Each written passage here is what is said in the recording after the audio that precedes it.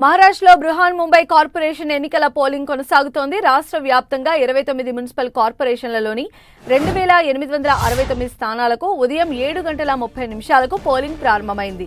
సాయంత్రం 5:30 వరకు ఓటింగ్ కొనసాగనుంది. ఇందులో ముంబైలో 1700, పూణేలో 1166 మంది అభ్యర్థులు బరిలో ఉన్నారు.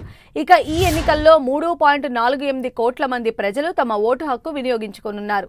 15,931 మంది అభ్యర్థుల భవితవ్యాన్ని నిర్ణయించనున్నారు. ఇక ఈ ఎన్నికలకు కట్టుదిట్టమైన భద్రతను ఏర్పాటు చేసింది ఎన్నికల సంఘం. దాదాపు 25,000 మంది పోలీసు సిబ్బందిని ఎన్నికల విధుల్లో మోహరించారు. ముంబైతో పాటు రాష్ట్ర వ్యాప్తంగా 28 మున్సిపల్ కార్పొరేషన్లో ఎన్నికలు జరుగుతున్నాయి.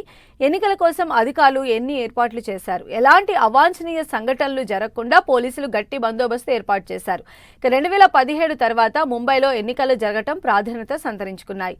అప్పటి నుంచి రాజకీయాల్లో కీలక పరిణామాలు చోటు చేసుకున్నాయి. ఇక ఈ ఎన్నికల కోసం 20 సంవత్సరాల తర్వాత ఠాక్రే సోదరులు కలిశారు. ముంబై మేయర్ పదవిని సొంతం చేసుకునేందుకు ఆరాటపడుతున్నారు.